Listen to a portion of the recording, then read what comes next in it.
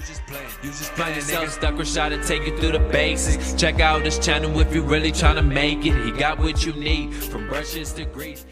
I can't take these on serious, man. So, we our first episode in the Another Level podcast. So we got all the crew right here. We've got the Portuguese Ric Flair, which is Flavio. We've got Melvin down in the corner down there, the Indian guy. And then we've got Omar, he's the Pakistani G. Yeah, awesome, man. So glad to have you guys on here. No gang signs on here, bro. Come on. We talked about this. What did you say? No gang signs on here. We talked about this, bro. Yeah, I know. Bro, you said we're not going to be on video. You are. No, get out of here. I don't... No, we were joking, bro. I didn't see no gang signs. I just assumed, didn't it? Where are you going? No, I'm not being on video. Alright, fine, Dad. Yo, it's too late. Everybody's seen him. It's too late. Right, keep going. Keeping it. Man, anyway, man. Okay, cool. So how is quarantine going for everyone? It's all right. It's a sticky one.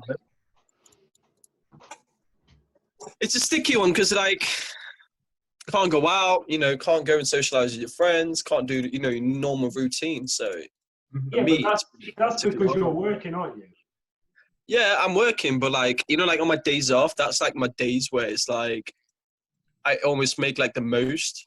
Obviously, everybody, on them days off, they make the most out of it, but I can't do the normal things that I'm used to. Like right now, I'm in that mindset where I'd love to go to the gym. Do you know what I mean? But I can't go to the gym. Yeah, same. No, me personally, I'm not gonna lie to you. I'm really enjoying it because, like, honestly, Of course, sure, you're working from home, bro. You can't talk for me. I'm a key worker, bro. I'm at risk every day. It's just true. All right, short, man. Yeah. I'm gonna go back to my corner. Be right back. Yeah. Flavio, go back. Where's he going? What's been our biggest struggle with coronavirus? Like, what's been the biggest struggle with being isolated? Would you say? I think it's the fact that you kind of lost your routine, because you had like a day-to-day things to do, maybe go to work, come back, and like you got the structured day. But now it's like you're stuck at home most of the time. You feel how work. Yeah, 100%. Yeah.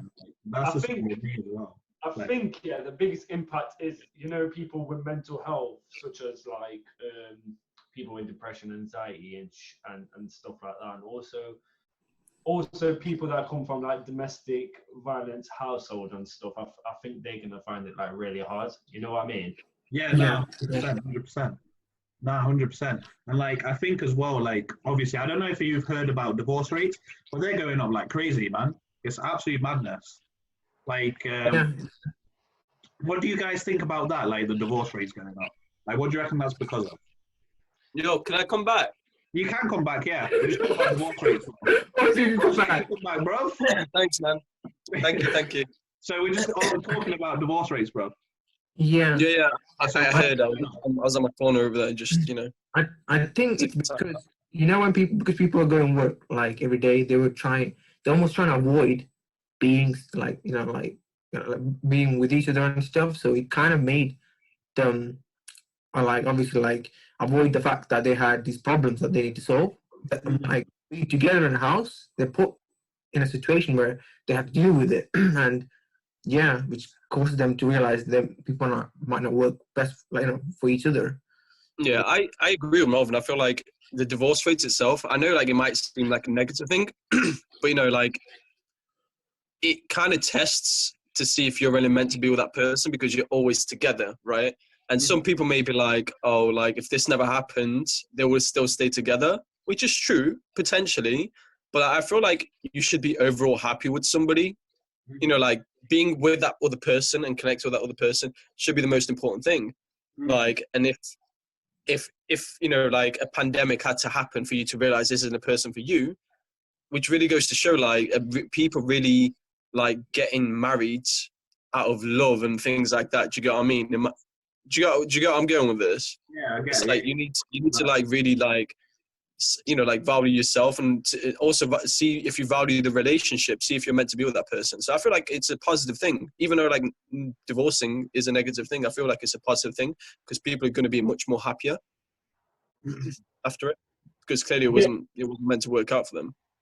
Yeah, also I believe that obviously after divorce, the person can look back and just not make that mistake again. You know what I mean? Yeah, it's definitely an experience that you learn from, isn't it? I think another part of it is finances as well, because obviously with coronavirus, people are getting hit really, really hard financially.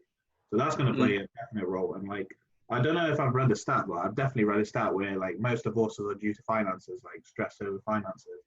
Imagine like both of them are stressed at the moment, and like when they're going at each other, that's why I think divorce rates are going up as well, because finances do play a big role. That's why.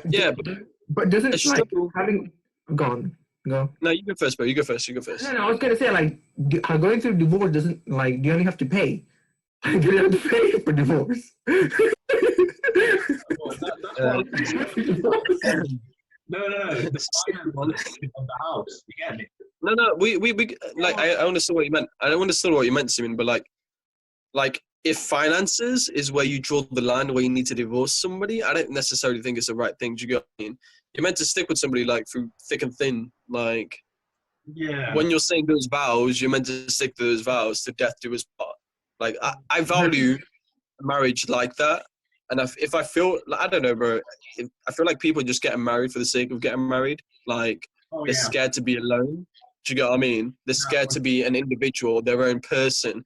So they feel like they need to have this other person to fill that void. But necessarily, it's not what they need to fix first. It should be like, fix yourself before you know, like, try to prioritize that. Yeah. You don't necessarily need someone else to fill in that gap, basically. Yeah, you don't. Like, a lot of people make do without it. As well. Yeah. Like, you've got to be happy yourself. That's the thing. Exactly. Yeah, exactly. Self-happiness, self-value, like, all those things are very key. Yeah, 100%. To, you know, and like, finding yourself.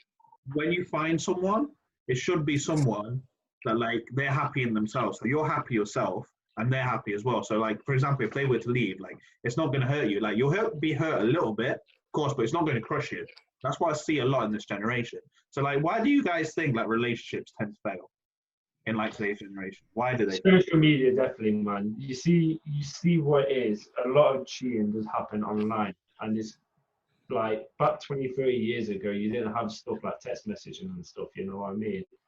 It's you know what, in regards to the social media thing, I feel like people are unsure of what they want because having access to social media and, like, you know, like the internet in general, it's like you're always consistently being hit with that filter. Really? Where it's like, yeah, like check what this person's got, check what that person's got, and you almost like you can't help but to compare yourself to those things, and then you're like, wow, they've got this, they've got that, and I've just got this person, and then that kind of that plays a filter and also plays in their mind like they should find something better for themselves. Do you get what I mean? Well, they necessarily don't need to.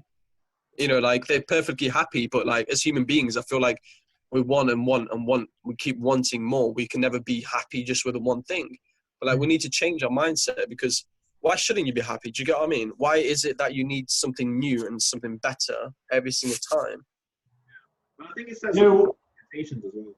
I think that, like, obviously you see on social media with relationships and stuff, and like people think like it's all this like glorified thing. It's like with entrepreneurship as well. I feel like a lot of people are like over glamorizing it, but they don't actually see the hard work and the effort that needs to go into a relationship. So people rush into a relationship, rush into marriages, and then as soon as they find out, like, oh my god, like, they're not cleaning, or then like living with them is a complete different experience, that's when things start to fall apart, in my opinion. I think with social media as well, what it does, it gives like an unrealistic expectation as well. Because I was talking to you about this yesterday, Simeon, and like when you go on stuff like Instagram, you see all these people that are doing like relationship goals and whatever. And normally what happens is, and I was saying this to you yesterday, but with time, it always shows a person's true identity. Everyone goes through that honeymoon phase, And then once they settle down or whatever, then they see their true colours. And I think this is the same with the quarantine issue and you saying about the high divorce rate, because the both partners are working constantly or whatever. Now, when they're hitting with a situation where they're always together, they're seeing each other's bad traits. You know what I mean? Yeah, 100%. I don't agree with that. I feel like they always knew what each other's bad traits were, but like I feel like the tolerance towards it all, just on a day-to-day basis, like consistently being hit by that, I feel like that plays a big part in it. Do you get what I mean? Do you get what I mean by that? It's like, say their bad habits and like the things that they don't like about them, before it used to be tolerable, but since it's a consistently being hit, you know, like it's the consistent day of their bad habits or the things that they didn't like necessarily about them, I feel like, you know, like mentally then they're going to feel a toll on it, because it's changed from a 24/7 sort of thing. Whilst at work, some people might have been like, that might have been their release to get away from it all. And at the end of the day, I feel like with relationships, you're never going to find that one person that, you know, like you're completely happy with. Like this is the person. Everybody's going to have the perks, and you're going to have to work around that, and it's hard work. And then over the years of focusing on your career and things like that, you stop working on those things, and that's where things, I feel like, break apart. Like relationships is like a business. You consistently need to work on it. Yeah, and you can't stop. Especially when like people. The thing is, like, people always change, like, as like time goes on, and it's like, oh, you like, you hear in a relationship, like, oh, you are not the same person that I was with before. That what I thought was getting myself into, and it's normal for people to change because of, you know, like the certain circumstances that make them change as a person, and again, like working with them and working on it makes the relationship work, because again, like when you get married, you're like, oh, it doesn't matter what our challenges that we're going through, we'll work with it. So yeah, you know, in regards to that change, when you stop working on a relationship, they don't notice that change. Do you get what I mean? It might have been like 2 years, 3 years where you then start having actual personal time with this person, and then you're like, oh my god, they changed, they're not the same person I used to know. But like they've been changing this whole time, but because they weren't working on a relationship and they weren't like focusing on a relationship, they didn't notice this other person change, because they'll, you know, like they were prioritizing their careers and things like that instead of actually prioritizing the relationship, or at least making an equal balance. Do you get what I mean? Yeah, exactly, and that's why you have to kind of like constantly come back, like everything, like in life, like relationship, like spirituality, like your career, like each things that you have to kind of have a balance of what you're working on.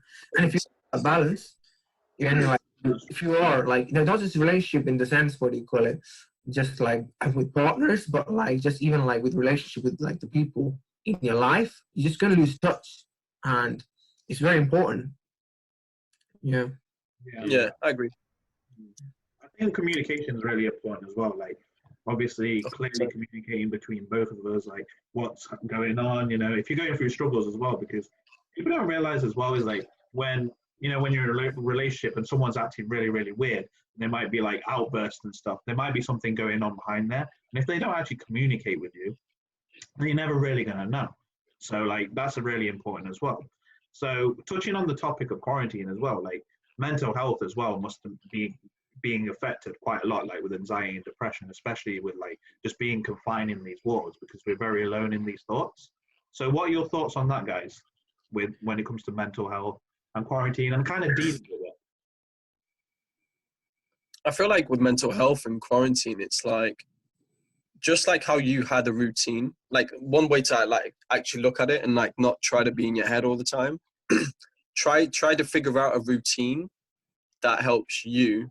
So like, for example, like what we do is like we call each other and like, you know, like we have a conversation, we have a little laugh back and forth. Believe it or not, that's therapeutical. That's like, that helps me to get through my day. Do you get what I mean? Yeah, definitely. Yeah. So like people should just find their own routine. They have to adapt. Like we're human beings, we need to adapt. Like something's happened, we need to adapt to the situation so we can survive through it. And that's what people really need to, especially with mental health issues, they need to adapt. Even though like it may be hard for them, but like you need to push through these struggles just like you've pushed through life. Like, just keep pushing. Yeah, That's my thoughts on the matter, anyways. Yeah, 100%. Like, we've got to realize as well, like, tough times don't last either. Like, this is just a phase, and Exactly. like, this is always testing us. And like, there's a really good quote. It's like, when it comes to tests in life, it grows you stronger. It's like going to the gym, for example, when like you're doing bicep curls. Obviously, I've got really big arms. Exactly. I'm joking. Yeah. So like, dumbbell and like, yeah.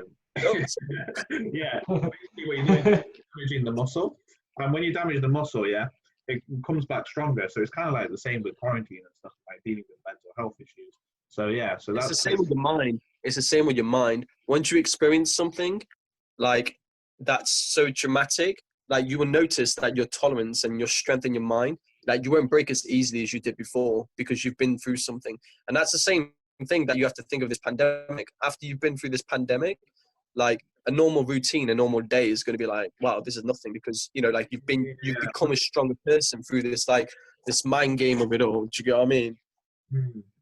And yeah, okay, that makes a lot of sense. And so, touching back on the relationship kind of topic as well, like, what do you think, like, what kind of advice would you give to someone that's like 18, 19-year-old right now? You know, they don't really know where they're going in life. What would you recommend with relationships? Like, what's your take? Who wants to go first? Anyone? Okay, cool. I'll go first. My advice to 18-year-olds and things like that is, I'm a big believer in self-finding, you know, like finding yourself before you actually commit to somebody else.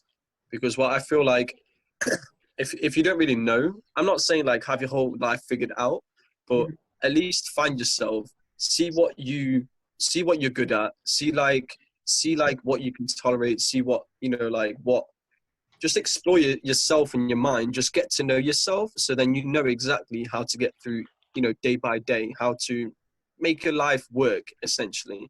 And when you feel like you know yourself and you feel like you're ready to bring somebody into your life, that's when I feel like you should actually take a relationship as a serious thing. Like, you can have flings, you can have girls and things like that, but once you're bringing somebody in that, you know, like you know, like you want a team player, like somebody to support, and hopefully they support you back. Yeah. I feel like you need to first find yourself before, you know, you prioritize on working on something else, because you never know, like when you bring somebody into your life, you never know how broken they may be. Because if you're prioritizing fixing them and fixing their issues and fixing their lifestyle sort of thing, where's the focus on you? Do you get what I mean? Between it all, you're going to lose yourself. And when you lose yourself, that's when you sit down like the rabbit hole, essentially, even more. It's like you almost get into that depressed mindset. You get anxiety, and then, you know, like you start questioning the relationship. Are you even happy? And I feel like that's how, you know, people occasionally break up, because it's like they lost themselves within the relationship, because it consumed them so much. You work so hard in a relationship, and you work so hard fixing the other person, you kind of don't fix yourself. Well, if you went into a relationship and you were, you know, like you knew yourself and you knew exactly what you want, you could focus on a relationship and never critique your morals and, you know, like the sort of structure that you built for yourself, your own beliefs. So yeah, that in itself, I feel like will make for you know, like a more healthy relationship than, you know, being a toxic one and having bad experiences of like cheating and things like that. Which I'm not saying that you're going to avoid it completely, but I feel like those things do play a part in it. I think as well. I agree with Flavio, but Yeah, 100%. because you said. Come on, let me go first, by the way. Oh, sorry, Carry.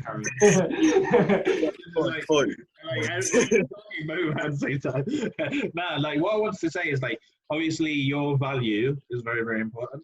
So like, you should focus on yourself first, because you've got to provide. It's not just in a relationship. It's not just about you. It's about the other person as well, and like what value you bring together, how compatible you are together. So that's what I think when it comes to, if I was like 18, 19-year-old and like I was coming out of school, I just focus on my purpose, focus on myself. Because what I found is like, look, I'm not the best when it comes to relationship at all. Like, I'm just, you know, I'm really, really focused on business, and I'm just a focused guy on one thing. I'm still trying to work out when it comes to like relationships and stuff. But the number one thing is that obviously to build that value in yourself first, So you can provide value for them and they provide value for you. So it's kind of like a business deal, if that makes sense. That's what I think personally. Like that's what I would, that's the advice I'd give to my 18, 19-year-old. So yeah, back to Amon. What were you going to say? I was going to say, because you said the age 18 and 19, I'd say it depends on the individual, because everyone goes through different life experience, especially at that age. And most people, they don't really know what they want in life. Some people are in uni, some people doing apprenticeship, some people haven't got jobs. It just, I forgot what I was going to say. No, I feel like you were gonna go down the same route as I was, bro. It's I was going to go a similar route, because I was going to touch on what Flavio was saying, because he was saying that obviously about toxic relationship. It's okay to elaborate. Like, go through it, bro. Go through it. Yeah, because you were saying something that Will Smith was saying. Will Smith was with his wife, I think his name like Jordan Pinkett or whatever. He's saying about how he was saying about how it would be selfish if Will Smith was like 100% happy and his wife was 60% happy, because that means he has to give 40% of his happiness to her. Do you get what I mean? Yeah, 100%. Yeah, 100%. I feel like that's legit how things work. And at the same time, like, this is actually going off subject, but like for example, the good signs of a good relationship. Like, for example, if you're wanting to know if you're in a good relationship, or would you structure a good relationship? I don't know. I think it just all depends on time. You know what I mean? That's what I believe.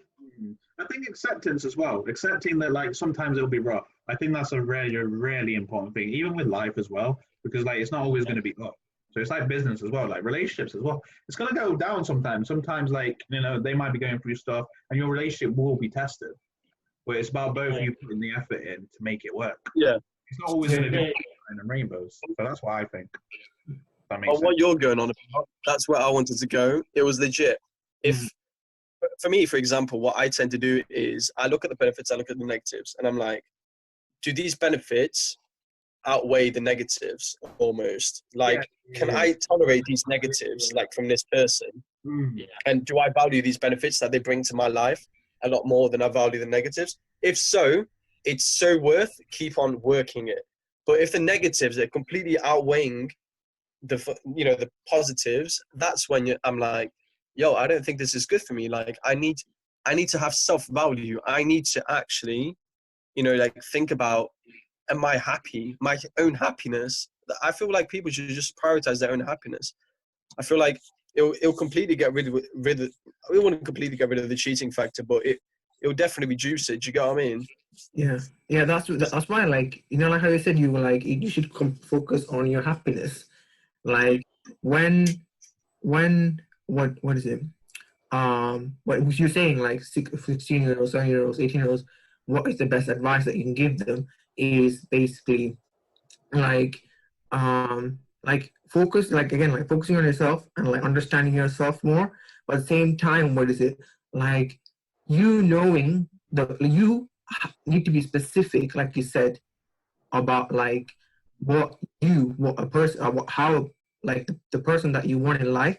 You have to see that, like, you have to kind of visualize that person in your mind and kind of build yourself into becoming that person. If that makes sense.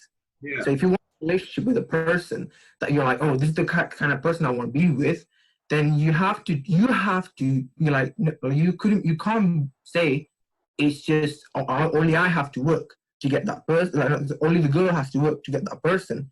But like, you have to work. You yourself have to work to reach that state. Become that person.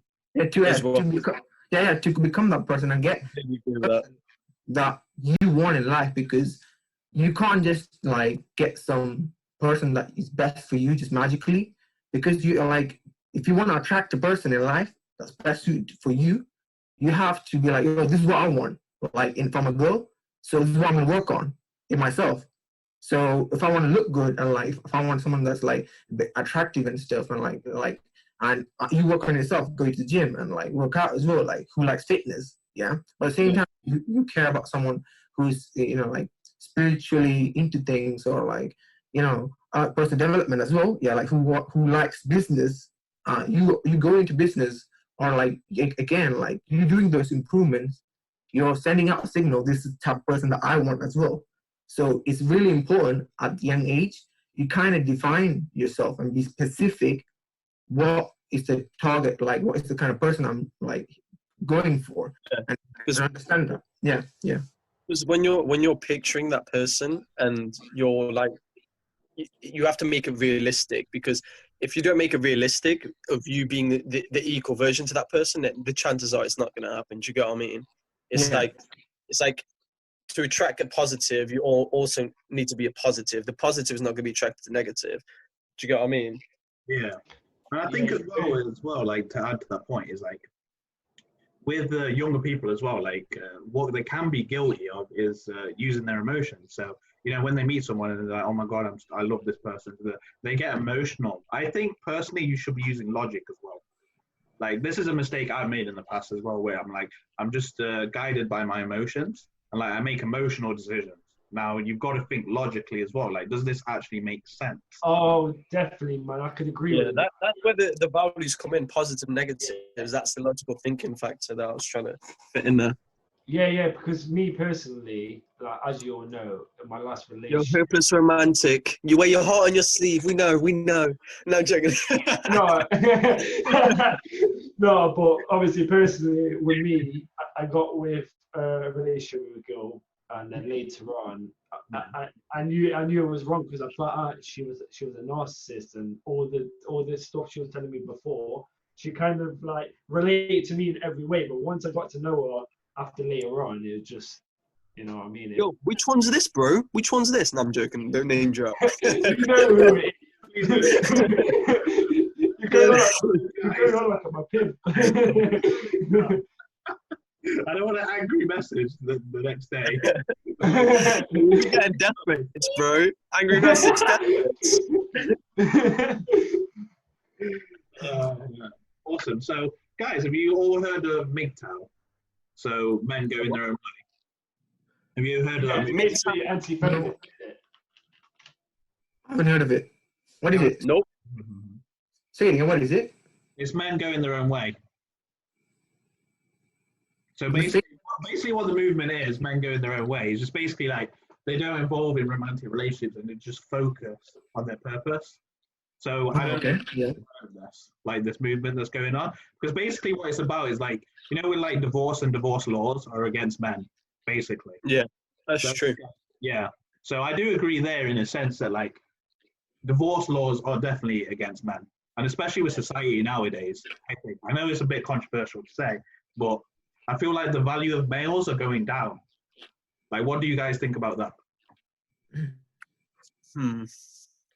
That's hard. That's hard. That's it. Can we go next? I'm joking. Very generic as well. Like shit. No, like I don't agree with that. Like, I don't agree that like the value of men's going down, because the value of men is still there. But I feel like the marriage system of it all does play a factor, you know, against men. But yeah, society as well. That's why it's not a reduction in value. Like, the value, of course, is still there, but I feel like society is kind of trying to bring it down. Like the value, like yeah, I agree with that. But I feel like with women, it's been like they've had this way off worse for like, you know, hundreds of years. Yeah, and it's always going to be hard to find a balance of where we're all equal. So like, if women are slightly above men right now, like, okay, cool. Like, you know, like. Yeah, it's a balance basically of what happened previously, but I think my balance out again. But the balance always shifts. Do you get what I mean? Like, somebody will always be above the other. I don't feel like you can ever get it in the middle. I feel like that's always going to be impossible. So for right now, I feel like only having the marriage and, you know, like the society itself, like men can't be weak and men can't be emotional. Men can't be like, you know, like that sort of aspects to it all, or that perception of it. I feel like that's wrong. I feel like as a man, you should be able to, you know, expose your vulnerability. You should be able to talk about your problems, you know, like your mental health and issues like that. Like, I feel like you should.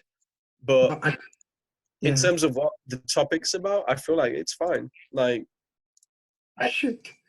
Like, sorry. But yeah, the thing is, what is it like? No, but the thing is, like, I think with the biggest thing with the, I think, you know how we're talking about divorce rates, yeah, going up. I don't think. I think like the big thing is, I don't think people should divorce if they have children. Does that make sense? Like, you made a like commitment, you have a responsibility. Yeah. No, I don't. I don't. No, because I'm saying this in the sense that, like, right now I feel like because of these divorces and everything, like a single mother raising, a son on her own, because I feel like a son essentially needs, or like his father. Can we just elaborate? Yeah, a divorce does not mean that the father is gone. The father is still a support figure in that boy's relationship. That's not what a divorce. That's not what a divorce is. Do you get what I mean? I feel like a divorce should be where they're no longer happy together, and that's what divorces tend to be. They're no longer happy together. It's toxic. It's no longer was like what it was. It's toxic, and the divorce should happen on the benefit of the child or the children that they have. Because I agree there. Yeah. Having a toxic relationship consistently at home is not healthy for the kids, because what they're going to think is, this is what my relationship has to be for it to be normal. Do you get what I mean? Which it isn't. It's like, if you've got kids, if you've got, like, what's the word I'm looking for? Priorities, yeah? Yeah. Focus on those priorities. It doesn't mean that you need to stay with this person forever to find happiness. I'm trying to say is that at least when you have kids, you need to make sure that you work on, like making sure. That's what I said. You prioritize the kids. I never said you don't have to prioritize on something that's broken. Something that's broken may never be able to be fixed again. The thing is, like, you decide, like, we're not going to have kids if this is what it's going to be like. No, bro. That's not how life plans out, bro. You got to go from. I feel like you have to go from from experiences. You learn from experiences, and that was an experience that they needed to learn, and it's a life lesson, bro.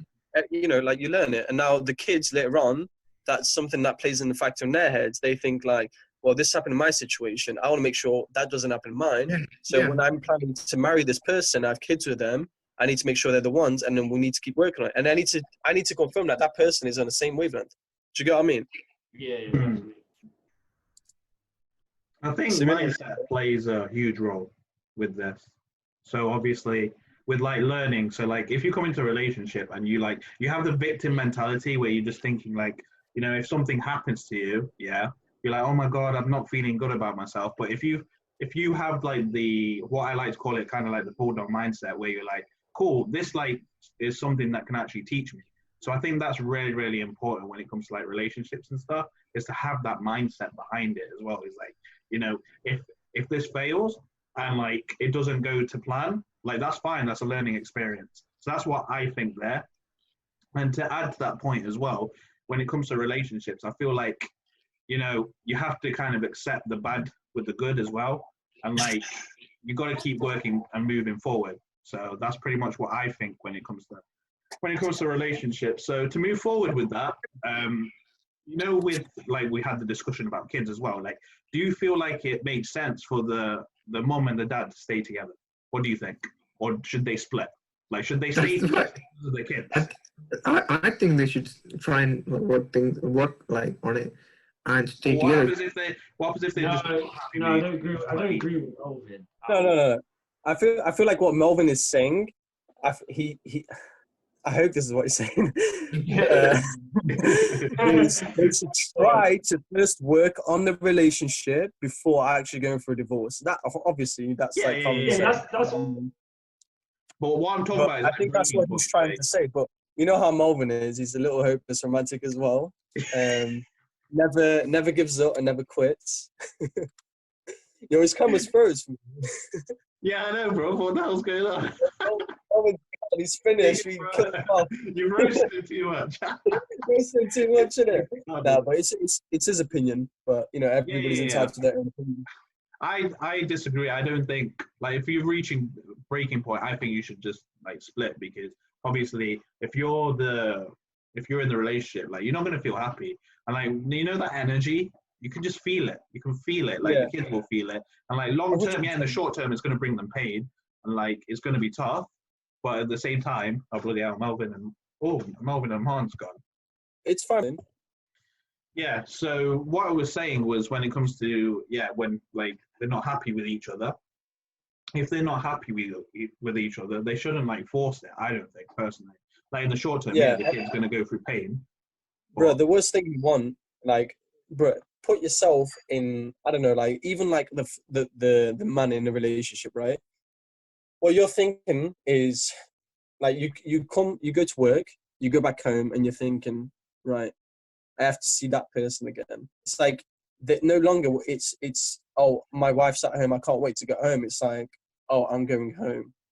And that also, this is where it like rails to like cheating, and then eventually to divorce. Do you get what I mean? It's because 100%. people are working on it, they're forcing something for their kids, and then it leads to even worse experiences. Do you get what I mean? Like they end up cheating, and now their kids are like, my dad cheated on my mom, which is a lot worse than, you know, like, oh, my dad and mom split up because, you know, they weren't right for each other. Like, that's the sort of lesson you need to teach your kids. It's like, look, some things don't work out, and that's fine. Instead of this will work out because this person got involved, and that doesn't teach the next generation a good lesson. Do you get what I mean? Which they should take into account. Yeah, 100%. And I feel like you need a willingness to walk away as well. And I think that's a big problem. Like a lot of people stay in toxic relationships or toxic friendships because they're like, oh, I don't want to leave this person. But sometimes you know what's so hard? I feel like what restricts people to staying in a relationship is they think, for example, like they think, I have to stay with this person because I have to take care of my kids, and we've got a house. I'm the only person that's, you know, paying for the bills and things like that. Think of like the old generation where it's like mother stays at home with kids whilst dad works. Like, how can the dad ever leave a household like that, which he's the main provider? How can he leave a marriage that's like completely not working? He can't. He's in a trap essentially because he wants to split up with his wife and move on with his life to be happier, but he can't. He's legit stuck in this lifestyle where he goes to work, which is his only sort of freedom away from a toxic relationship, which is something that you have to think about. Yeah, 100%. And I feel like obviously with this quarantine has made it a lot more worse. Like these issues are getting even worse. And like I feel like when you enter in a relationship or enter in a marriage, like I feel like you need an exit strategy as well. So that's what I feel like you need when it comes to it. Once I wouldn't say you need an exit strategy, bro. The exit strategy is just legit divorce. It don't work out if you're married. But if you were just in a relationship, it's just like break up. Do you get what I mean? But obviously you have to take those factors and, you know, hold your cards out before actually marrying somebody. Marrying somebody, I feel like people don't think it's a huge thing. Like, I feel like they think it's like, it's just a gesture. It's really not. It's a serious thing. It's a huge thing. You shouldn't marry it's a huge step. Just because in a moment you feel amazing with this person. You should marry 100%. That person because you legit see this person fighting for you till, you know, like the limbs are falling apart, or, you know, like they're completely just, you know, prioritizing us, essentially. Yeah, no, I agree 100%. Melvin, can you hear me? I was gonna say, no, I can hear you. Can you hear me? Yeah, I can hear you. Yeah. Did Omar disconnect as well? Yeah, he did. Yeah, he's joining back. Virgin Media Boys, huh? Yeah, I think it's the Virgin Media, man. I think because we got. So, what's your thoughts, by the way, Melvin? About what? I wasn't here. It's gone, bro. Why are you throwing him on? You know what happened, Joe? You know, let me explain to you what happened right there. Yes. You know, no, the two. Sorry, not two kids. Mom and dad, basically. Yeah, staying together for the kids. Do you think they should do that? Should they force it? Before we get to that, relationships at breaking point where they're like, I don't like this person, we don't like each other, we don't fit, but we've got kids to take care of. What do you think? Melvin, wait. Before you answer, yeah, let me legit draw a picture of what Simeon did. Simeon, before you left, dug a hole, up, and he was just like, yeah, I'm gonna throw Melvin in there. Wait, he legit said, what are your thoughts on that? What are your thoughts on it? He legit pushed you. Now he's just like, oh, I feel bad. Let me throw him a ladder.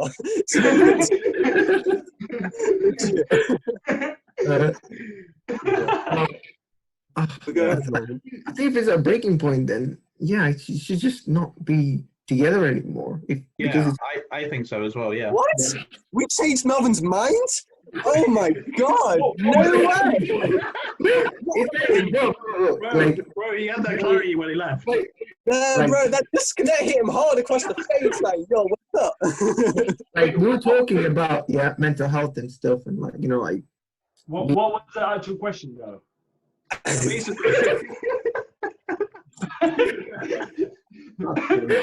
Well, guys. What's the question again? What were we talking about? Basically, what I was saying is, like, should the mum and dad stay together if they've got kids, for example, and their relationships at breaking point, they don't even like each other, or should they stay together? What do you think? No. Aman, what do you think? Personally, from my, I'm still here. From my experience, definitely not, because obviously it's going to have a massive impact on the child, his learning, and as he's growing older as well, it's going to impact him in so many different ways. Like, how can I explain it? Like psychologically, would you say? No, maybe even like maybe the person might even see a relationship as a bad thing. Like I'm scared. Yeah, 100%. Yeah. That's a common problem as well. Where kids feel like when they grow up, like they're scared of getting into a relationship because they've seen the same thing. Do you want me to elaborate on what I said when you guys left? So basically, I said that may even play a factor in cheating because they're in a toxic relationship and that's where it leads to cheating. So instead of getting a divorce and saying this didn't work out between us, the kids have to go through something like your dad cheated on your mum and that's a divorce. And that's where it's like, what I feel like the healthier option is it didn't work out. Like it just, that happens in life instead of it didn't work out because this woman, like when I slept with my dad or my mum cheated on my dad with this man. Do you get what I mean? Yeah. Yeah. So like, that wasn't the root of the problem initially. It's just a reason. Like you made a reason so you could get divorced.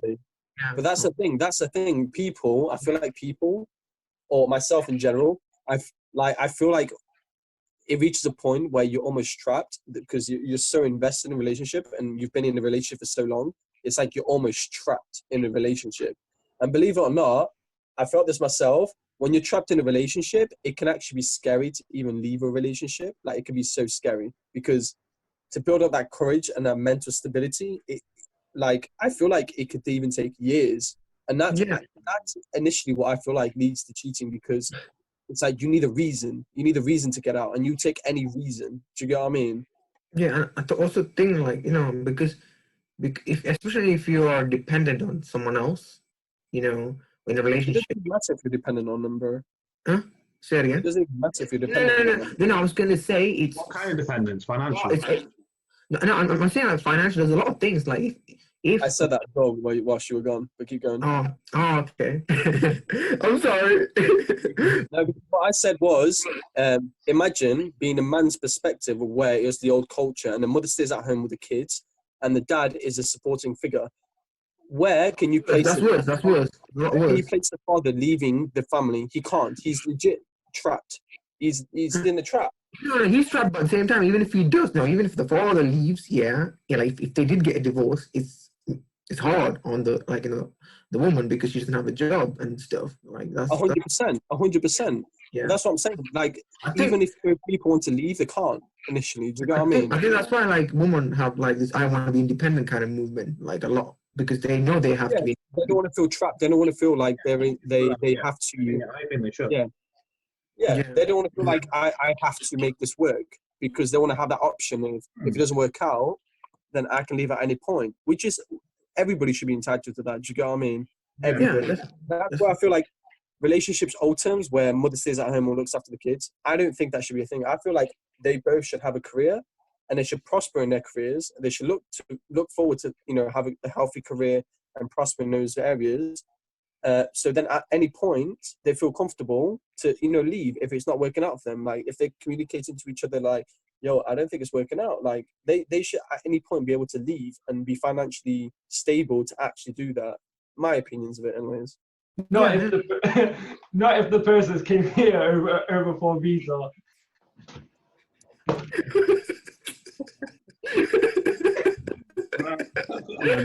Right. I'm a go after that one, boys. Honestly, where does that come up? No, Where does that come up, bro? I just find it weird. Oh, cool. So to move on to the next topic. So obviously with the quarantine stuff, have you guys seen about the social media stuff going on about productivity and stuff? So I covered this earlier, like 2 p.m., where it's like, if you don't come out of quarantine with like a new skill, you're just lazy, you've got no discipline, da da da. Like, what do you guys think of that? What's your opinion on that? Should you be super productive during like COVID-19? What do you guys think? My opinion of it is 100% you should be productive while it's in quarantine.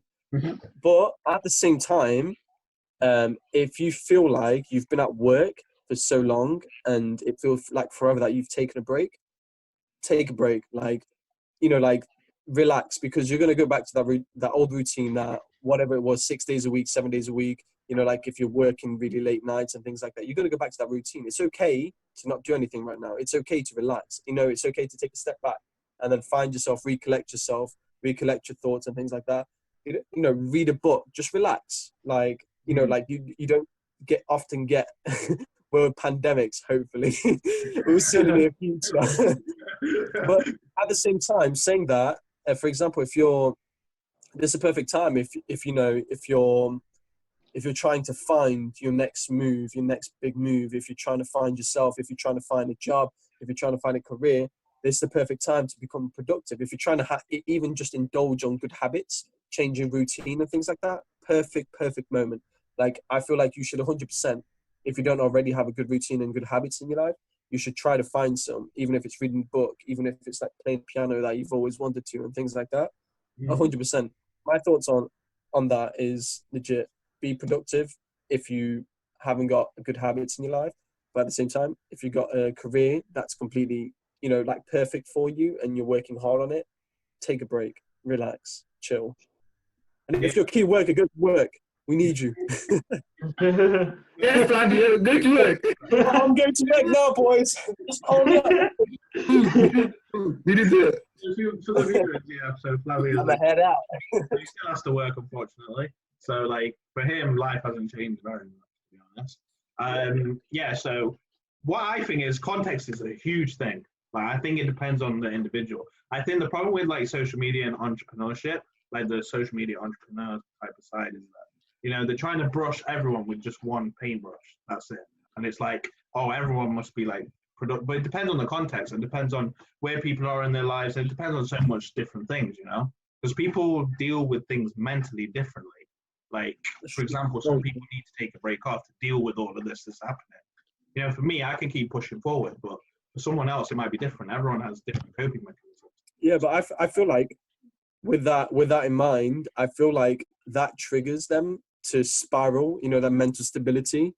Like, if you're consistently dealing with this, like, I feel like nobody should be focused on the figures. Like, like, deaths are deaths at the end of the day. Like, obviously, like, it's sad and tragic that it is happening, but if you consistently focus on it, you're just going to make yourself mentally unstable. Like, just like my phone, you notice how my phone went to the side and it fell off. That's exactly what you're going to do to yourself. So, like, by not thinking about it, that's where you should, indulge on these good habits and these productive times where you should essentially, introduce into your life, because after the pandemic, like, it will go away. Like, I don't feel like this is the end of mankind at all. But, like, you can't stand still whilst the world goes on, because other people, like, are being productive. Believe it or not, there are people being productive, and you should take this advantage to get a step ahead of everybody. Not to say that you should compete against other people, but, like, just for yourself, accomplishments and things like that. But then again, it does go back to what you said in terms of everybody has a different mental state. It just depends where you're at in life. Yeah, this might be the perfect time for you to find yourself. Do you get what I mean? Yeah, 100%. Yeah. Well, because what I found is, like, you're alone with your thoughts. So, like, with quarantine, like, I never really got the chance to be kind of alone with myself in terms of, like, so I was just so busy, so focused on so many different things. that I wasn't able to go internally. So this quarantine has kind of helped me. So like, what's one thing that you guys have learned during quarantine? So like, it could be anything, either a habit or gratitude. For example, for me, it's been just appreciating the small things, like literally the small things, like just waking up and breathing. Like that's what I've been appreciating. I've never really appreciated that Same. at all. Like when I was like working on my business and stuff, like it's weird. It was just like when I reached the goal, I just wanted the next goal, and I wasn't really happy. I was just like, I want the next one, next one, next one. I'm never happy. But this quarantine's kind of taught me to be like, just appreciate the small things in life, if you get what I mean. So Yeah. I 100% agree with you, man. Like, I've been preaching gratitude a lot more frequently now. Like, it's not to say that I wasn't grateful for like my life and things like that beforehand, but like lately it's been, I've been praying a lot more. It's like I've been, like, thank you for just, like giving me life, because, like some people aren't going to make out of this, some people haven't made it out of this, and you should be really grateful for that. And with gratitude, I feel like you should always look at it as the life that you've got. Don't take it for granted. Like, I've never, like, for example, like I was like watching a concert on YouTube video, and I was just like, wow, I've actually never been to a concert. Like, I've never experienced what these people are experiencing right here. Yeah. Do you get what I mean? And it feels like that itself, that was like a moment for me. It was just like, yo, I need to actually not be so introvert. I need to be more like an extrovert. Do you get what I mean? I actually need to do things. I need to appreciate life more. And that's the main lesson that I've learned for this quarantine. It's like just appreciation of life itself. Like, nobody lives forever, so take the time. That's it, man. Like, yeah. So, what do you think about like, with introverts and extroverts? Like, do you feel like we are one type? Because I felt like in my experience, like I used to think I was an introvert, but then I realized like when I was going like personal training and stuff, I became more extroverted. But now I've become more introverted. So, what do you guys think of that? Do you think being an introvert is like you're an introvert forever, or do you think there's like a different, like you adapt to different things? What do you think? Marvin and Martin, do you guys want to say something on these matters? Well, I think what do you call it? Like, okay, I think I'm kind of like, there's a part of me that's introverted, I would say. Like, where I sometimes, I feel like it's best to be alone. Like, but I think everyone needs kind of their personal space. But also, but at the same time, I think like this, like especially the pandemic that's going on, kind of like tests people basically. Because the thing is, like, if you're an extrovert, like you're out there, you're out, like you love being in social settings, you love being around people, and that's what like gets your energy up. Yeah. So being in this kind of situation, like I think kind of makes the extroverts kind of like relate to the introverts. Does that make sense? Yeah. Because they, like an introvert, for example, in this kind of situation, they can still find ways to keep themselves happy because they know how to be around themselves. And they have like hobbies, or like they might have hobbies, or like all the different things that they use to work on themselves. But like at the same time, an extrovert is always, they're dependent on other people to give that to them. But I think again, like, there is introverts, there is extroverts, and I think introverts can become extroverts, but especially, but I think it also like depends early in, like as a kid, how early, like what age you kind of make that transition, if that makes sense.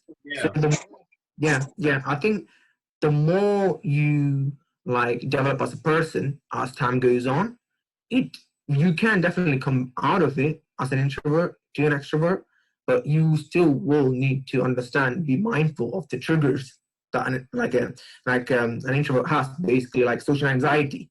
Like an introvert might have more social anxiety, like because I used to, because like struggle with like social anxiety, and when then the triggers, like I had to overcome them by like giving myself an understanding that it's fine, it doesn't matter what others think. I don't need to act in a certain way to make other people like me. But it's more of like that pushing yourself through these barriers, like these limits, that you set yourself in the beginning. And like as a kid, you could be an introvert because what do you call like when I was like for example in school, like in secondary school, for even before like I used to just be by myself. Like like play in the like in the school playgrounds by myself. Or then what do you call it? Year 7, year 8, 9. I used to be in the library, just my head down in the library. But then like I met Flavio, and we were friends in secondary school, and that's how like, I started becoming more making friends. Sure, but the thing like you can change, and yeah, you can change. My opinion of that, yeah, slightly different to Melvin's. Introverts, extroverts.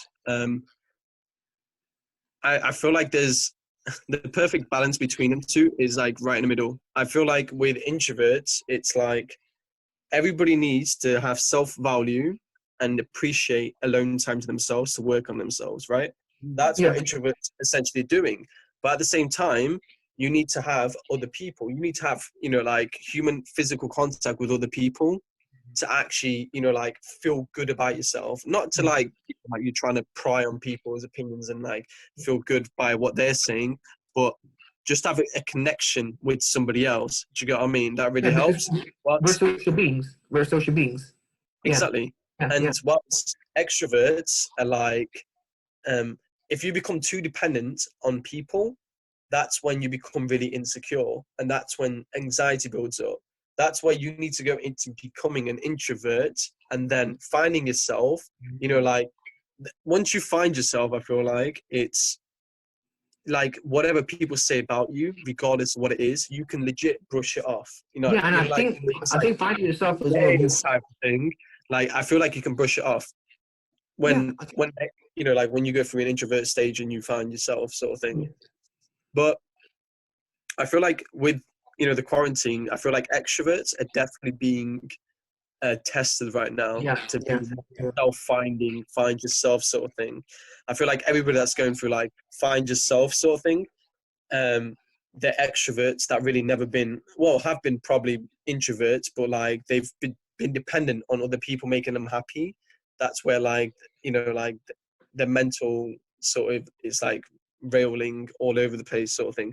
Whilst the introverts, it's not to say that the introverts aren't, they're panicking in the quarantine times, because once you've had freedom, just the willingness of knowing you can go to the shop and not having that anymore sort of thing. Well, you can still go to the shop, but like you can't go out and go to the park and things like that and just chill with your mates.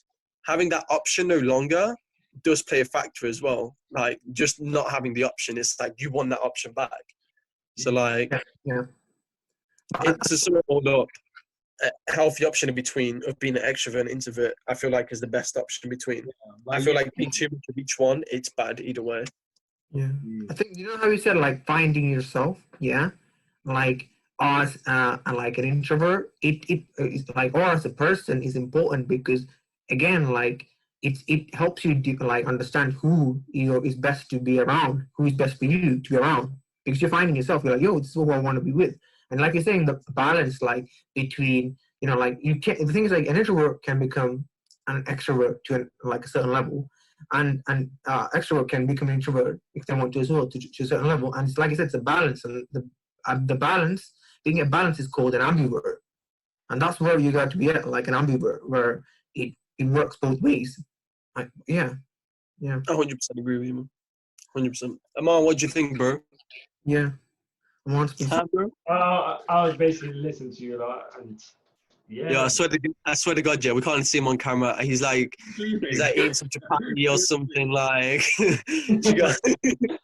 he must be doing something. He's just chilling and eating. Like, yo, this guy. I'm not gonna lie. I would give some input, but I'm just so fatigued today. Obviously, we're going to work. Would you consider yourself as an ambivert or an introvert? Sorry, not an ambivert, but like extrovert or introvert? Well, me personally. Yeah. That's a hard question. I think it depends on the situation I'm in. See, if I'm in a university environment, I can go out there, can socialize with people, just like how we met, like we was all in a classroom, and then like I started approaching you lot or whatever. But personally, I do think I'm an introvert, but that's Yeah. because of situations that I've gone through in my life. Example, just friends and dealing with people out in work and stuff. Yeah, I think it's trust. You're saying like it's if you trust the people, the person, you don't mind, like it's easier for you. That's what you're saying. Yeah. Yeah, makes sense. 100%. Yeah, because I felt like, for me, I felt like I've always been introverted, like in my sense, like I've always felt like I've had that mindset that I'm always an introvert. But then I was kind of surprised because when I went, obviously when I started the personal training journey, and like I started to talk to more people. Like, I used to be very, very shy with people, but like for example, like in this camera right now, it's like I would have never done this, but now like I've kind of learned that like I've got that extrovert personality, and it's kind of like both, like it's like that yin and yang, and like having both of them at the same time, like becoming that ambivert, like Melvin said. So it was something I struggled with at the start. I'm not going to lie, with this quarantine, because it forced me to go introvert again. So I think like with meditation, prayer, it's kind of like introverted type of things, but then extroverted type of things is like going out and talking to people. So I'm just going to ask one more question before we wrap up this whole podcast. So like, I don't know about you guys, yeah, but like what I felt like during this quarantine is like with people, like, obviously we're talking over Zoom right now, but there's something about human connection, like that I feel like, how do I explain it? It's like when I meet someone and like I see them in person, we have like a human connection. It's not the same as in like a video chat or a voice call. It's like, I don't know what you guys, what opinion do you guys have on that? Do you agree? Do you disagree? What do you think? Like in person human connection. It depends. Like if it's over like this to me isn't equivalent to obviously being in person. Yeah. But it's fairly close, right? When I'm over Texas, texting is like a completely different game. It's like it's cute, it's cool, or it's funny, but it's not the same as like seeing somebody literally laugh. Like it's like energy in the air. It's like you're bouncing off each other's energies, and it's a completely different game. I feel like. Well, what I want to say to you lot as well, when I ask you like a question, yeah, do you not think like with the conversation it changes in the day or time? So like, for example, do you not feel like your daytime conversation is different to nighttime conversation? Do you get what I mean? 100%, because during the daytime you wake up happy, and then things happen throughout the day where it brings you back to the you start thinking more like like this happened, that happened, and then your thoughts lead to other thoughts and to other thoughts, to where you're obviously thinking a lot deeper during the night, because like you've that's what I found.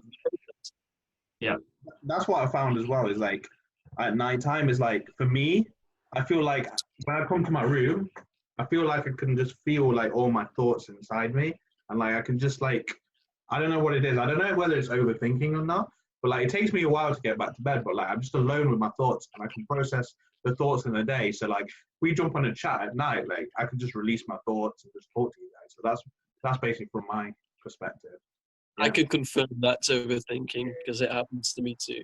It happens to all of us, to be fair. It's very, very common. It's actually very, very common in society today. It's common, but it doesn't happen to everybody, because not everybody's an overthinker. Like there are people who just like just a simple life it's fine for them. I'm not saying it's like simple, but just like they've conditioned their minds to not let things get to them, whilst other people let things get to them.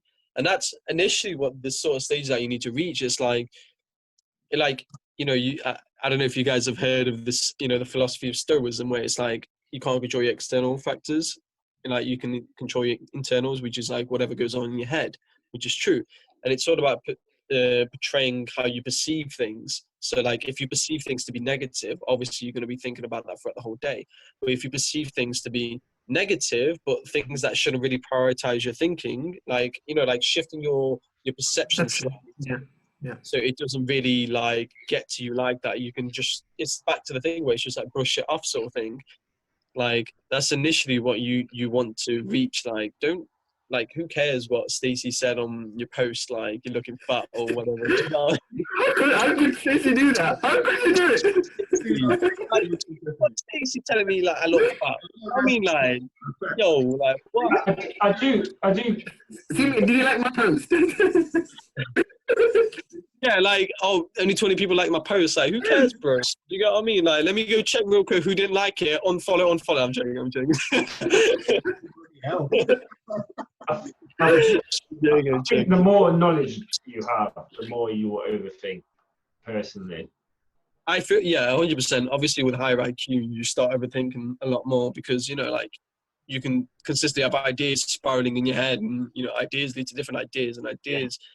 And so on, which is true, and don't feel like knowledge is a bad thing as well. I feel like you just need to recollect yourself once you keep gathering knowledge. Recollect yourself, like take that knowledge in, understand that knowledge, break it down to where you understand it, and then leave it at that. You don't need to keep thinking about the same thing. Like it's a waste of energy. Move on to the next thing, and let keep going on that grind, whatever sort of scheme you're following. But I think with knowledge and overthinking, I feel like people that do that feel like they can change something. Either it's their environment or socially, you know what I mean? Yeah, I feel like with overthinking, like it's definitely important to have meditation, prayer in your life because it helps control the spiral of like, or like you're overthinking it of it all. Yeah, I think like especially like or prayer, you should have something that helps you control it in any form. Like even if it's playing video games, even if it's just relaxing watching TV, whatever is therapeutic and works for you, you should definitely have that. Because I feel like with your overthinking, it can go to bad routes and things like that. It can definitely affect you if you don't control it. I think it's more understandable at our age because I think as a kid you don't really overthink. You know what I'm trying to say? You don't like. No, I do think that kids go through a lot as well as kids. I feel like Amon's right because kids, believe it or not, like I feel like we can say as kids we didn't think like that purely because we didn't have that much knowledge. We weren't as alert on life as some kids are. But if you've had a really like rough childhood, what I mean by rough is like, I don't know, like father beating. Yeah. Oh yeah. And you're like, this is what the world's like. Yeah, that doesn't make sense actually. But what I meant is like generically, like people our age group is like, especially men, is like who goes through like suicide and stuff. So that's why I was like leaning more towards that. But yeah, because like I said before, like like even when it comes to like sharing and being vulnerable as a guy, like it's harder, but for girls because they got like a social set of groups where they can 100%, yeah. That's where guys don't like, they don't thrive in. Like you should definitely 100%, if something's bothering you, even if Kevin was a prick to you at work, talk to your boys about it. Do you get what I mean? Like fuck Kevin, like I'm name dropping so many names, so many people gonna be like, yo, you talking about me? What you mean? Yo, Kevin's gonna box me up. Yo, if you see me next episode with a black eye, it was Kevin or Stacey. Like guys should let themselves feel vulnerable around their boys. You get what I mean? Like you have to surround yourself with people that actually care about you. And if your boys are just making fun of you and calling you a pussy, bro, like I don't think they're your friends. Do you get what I mean? You gotta be willing to walk away, man. Yeah, walk away, bro. Like don't be scared to make other friends as well if you feel like you're trapped in a like a circle. There's so many people out there that the saying, there's plenty of fish in the sea. Doesn't always have to mean like women. Do you get what I mean? Maybe your boys are out there. So Simeon, because your life is very productive, do you do any type of meditation or anything like that? If I'm honest, brutally honest, I should do it more. Like it's not been a consistent routine, but I've been trying to do it, but I should do it more. So how do you generally control your stress levels then? Yeah, well, no, 100%. It does help a lot. Like, but I only do it when it's like really, really stressed, where like I'm reaching breaking point. But it helps me a lot because it's like a way of calming your center in a sense. It's like for example, with you, Iman, you're a Muslim, so you know with prayers and stuff, it's kind of the same with meditation. Yeah. Yeah, so you're kind of centering yourself. So my next question, just to move the topic forward, like my last question, actually, I did say that. You said it. You're a hypocrite. Get out. Go to corner until I tell you can come back. Do you think overthinking is a natural trait or it's developed? Wait, I can't hear you. Is overthinking a natural trait or is it developed? Developed, yeah. I feel like it's a tricky one. I feel like with some people, no, I feel like it's natural and it's developed. I feel like it's both.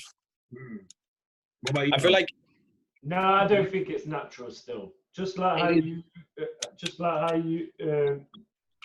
teach a kid to become racist or whatever. I think everything's taught. You know what I mean?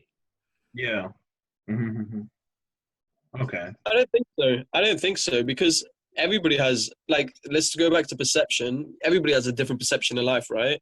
Yeah. Some people's perception is to overthink, some people's aren't. Like, how did that come about?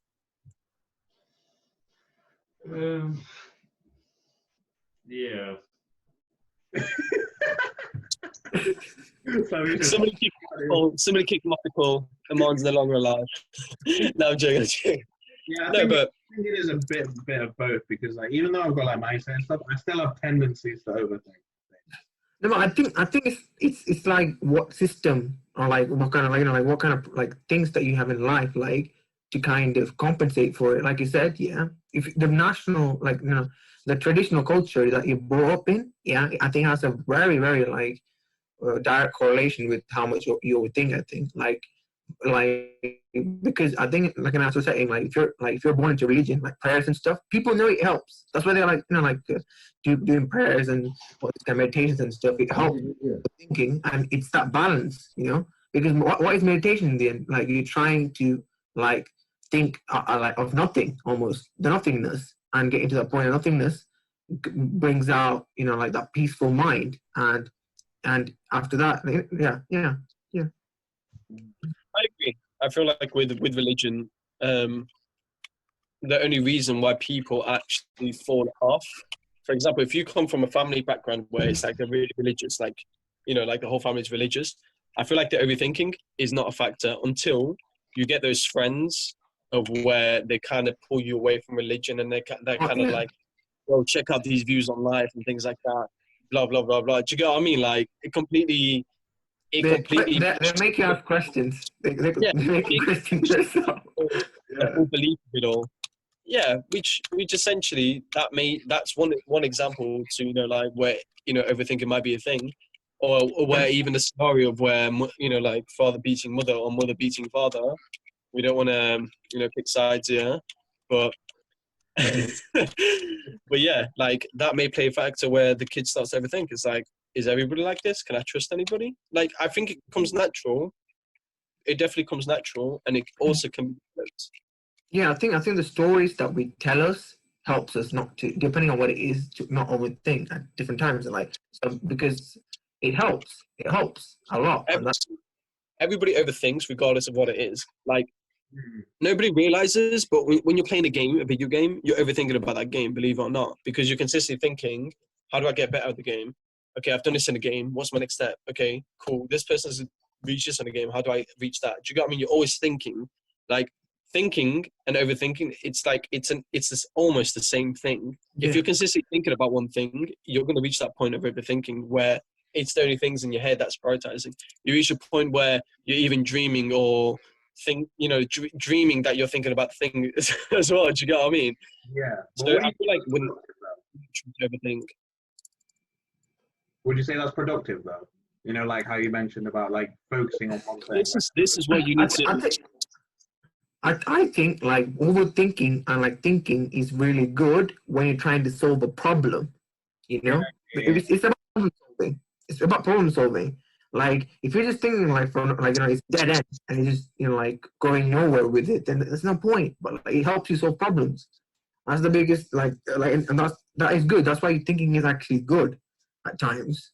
But it's Yeah, overthinking is not always good, purely because when you overthink, you're not leaving your mind to rest to where you can actually solve the problem better. And as well as it's all about where you're putting that energy towards. If you're legit overthinking about, again, going back to what Stacey said about you looking fat in the picture, like that is not good energy to think about. Do you get what I mean? You need to prioritize the productivity of where you want to exert that overthinking energy to. Make good use of it, essentially. Yeah. Don't waste time on like overthinking about stupid things, because all that's going to do is make you feel anxious, potentially make you depressed in the end. And nobody wants to be depressed and sad all the time. Hopefully. Yeah. Have we got anything more to add, or should we wrap it all up? I think we should wrap it up. I think it's been like a really long.